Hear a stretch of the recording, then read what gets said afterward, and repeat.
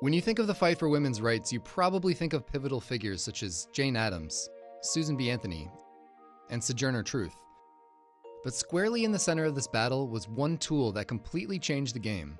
Susan B. Anthony said that it did more to emancipate women than anything else in the world. That tool was the bicycle? To understand how, you first have to understand the bicycle craze of the late 1800s.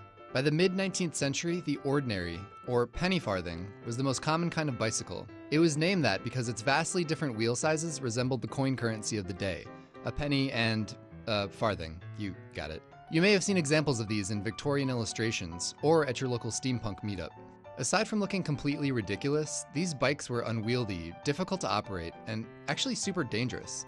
Because of the unstable center of gravity, hitting even the smallest bump in the road could send a rider over the front, in what was affectionately referred to as a header.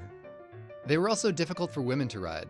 It turns out it's virtually impossible to ride a penny farthing while wearing the giant hoop skirts that were in fashion at the time. Then in 1885, a man came along named John Kemp Starley, who said he felt the time had arrived for solving the problem of the cycle. He released his invention, the Rover safety bicycle, which was basically the first incarnation of what we now consider the modern bicycle. It had two 26-inch wheels, a diamond-shaped frame, and a rear-drive chain system. Bikes became smaller, safer, and more practical, and guess what? America f***ing loved them. Men and women alike flocked to these noiseless steeds in droves. In 1897 alone, over 2 million bicycles were sold. Even though these new modern bicycle designs were becoming enormously popular, and the drop frame construction did make it safer and easier to ride, biking in a big flowing skirt still sucked. At that time, many women dressed in voluminous skirts with lots of flips underneath and ruffles, and that was not practical on a bicycle. The new bicycle craze helped usher in a rational dress movement among women, which advocated moving away from uncomfortable, restrictive dresses. Bloomers, baggy undergarments that were more comfortable and practical than hoop skirts, were popular in the 1850s.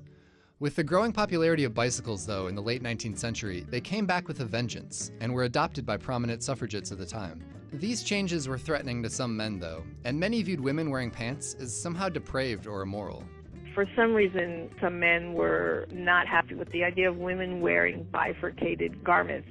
Doctors also chimed in, warning about potential health risks for female cyclists like depression, heart palpitations, as well as something called bicycle face, which was said to cause women to become flushed, pale, and could result in dark shadows under their eyes.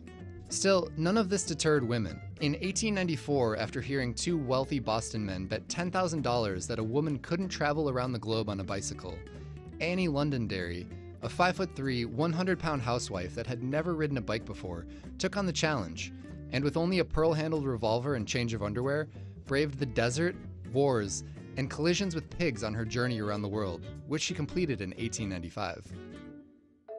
This mass adoption of bicycles significantly helped the feminist movement of the day. It changed the modes of dress and gave women increased mobility, but more importantly, it gave them a sense of autonomy. In 1890, just 5 years after the introduction of the safety bicycle, the National American Woman Suffrage Association was formed with the express purpose of lobbying state to state for women's right to vote. Two of its founders, Susan B. Anthony and Elizabeth Cady Stanton, are quoted as saying that woman is riding to suffrage on the bicycle. And that's exactly what they did in 1920.